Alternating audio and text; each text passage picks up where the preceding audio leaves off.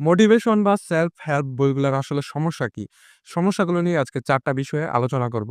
১ম টপিক হচ্ছে মোটিভেশন বা সেলফ হেল্প বইগুলো আমাদেরকে নার্সিসিস্ট হতে বলে।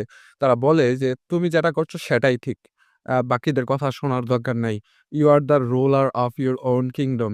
এই যে এ ধরনের গালভরা যুক্তিগুলো, গালভরা কথাগুলো আমাদেরকে বলে, আমাদেরকে মানে আমরাই পৃথিবীর একটা কেন্দ্র, আমাদেরকে ঘিরেই পৃথিবী ঘুরছে, এরকম টাইপের একটা এবং তারা ২য় যে টপিকটা সেটা হচ্ছে তারা একটা জটিল মানুষের জীবন খুবই কমপ্লেক্স। তারা হাসি আছে, কান্না আছে, আপনার ভালোবাসা আছে, সবকিছু আছে। কিন্তু তারা আপনার জীবনকে নিয়ে ৫ টা বা ৭ টা স্টেপে ডিফাইন করে ফেলে যে, আ তুমি এটা করতে পারছো না, কারণ হচ্ছে তোমার এটা নাই। এটা করতে পারছো না, ওইটা করতে পারছো না, কারণ তোমার ওই জিনিসটা নাই। এই যে এগুলো বলে একটা ডিফাইন করে ফেলা যে আমার কষ্টগুলাকে একটা ডিফাইন করে ফেলা। কিন্তু মানুষের লাইফ অত কমপ্লেক্স, এত সহজ না যে আপনি ৫ টা বা ৭ টা স্টেপে ডিফাইন করে ফেলবেন। একজনের মানুষের চয়েস কিংবা রুচি একেক ধরনের। একেক ধরনের মানুষের প্রবলেম একেক ধরনের। আপনি একটা ৭ টা বা ৫ টা স্টেপ দিয়ে আপনি এই জিনিসটাকে ডিফাইন করা সম্ভব না। তাদের আসলে মেইন ফোকাস আসলে দুনিয়া কেন্দ্রিক। তারা বলবে যে সাকসেস হচ্ছে এটাই। সাকসেস হচ্ছে টাকা কামানো। সাকসেসের আর কোনো এক্সট্রা সংজ্ঞা নাই। অর্থাৎ একটা জিনিসকে দিয়ে মানুষকে ডিফাইন করে ফেলাটা খুবই অযৌক্তিক একটা বিষয়। তারা বলবে যে, "তুমি মিনিমালিস্টিক হতে শিখো, তুমি এরকম হতে শিখো।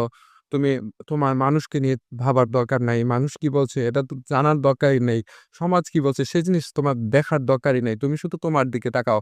মানুষের ভালো থেকে তুমি নিজের ভালো করো। You are the limited edition." এ ধরনের কথাবার্তা বলে আমাদেরকে পারসুয়েট করার চেষ্টা করে। তারা মূলত আসলে আমাদেরকে ওই নাস্তিক্যবাদী কিংবা কি বলে নিহিলিজম এই জিনিসগুলা প্রমোট করে অতিরিক্ত বেশি। উইথআউট টেলিং দিস ওয়ার্ডস যে তারা কখনো বলবে না আপনি আ আ নিহিলিজম এর পথে যাচ্ছেন। কিন্তু আল্টিমেটলি এটা নিহিলিজম এর পথই। এরপর তারা আপনার একটা ফ্রেমওয়ার্ক দাঁড় করাবে যে তুমি যদি এটা করতে পারো তাহলে তুমি এরকম। তোমার যদি এই সমস্যাটা হয় তাহলে তোমার সমস্যার সমাধান হচ্ছে এই টপিকটা। কিন্তু আসলে বিষয়টা একদমই সেরকম সিম্পল না। দেখবেন তারা বলবে যে একটা বই দেখলাম যে আ সারাউন্ডিং বাই ইডিয়ট। তো সেখানে বলা আছে যে ৪ টা দল আছে মানুষের, ৪ টা জনরা আছে। যে নীল দল সে ধরেন যে অনেক ভদ্র বা নম্র, তারা সিইও হিসাবে খুবই ভালো পারফর্ম করে। যারা লাল দল আছে তারা এই করে, তারা রাগান্বিত কিন্তু তারা অনেক সলিড মানুষ কিংবা যারা হলুদ আছে তারা এরকম। কিন্তু মানুষের জীবন শুধু ৪ টাকে ডিফাইন করলে তো হবে না। তারা অনেক বেশি কমপ্লেক্স হতে পারে।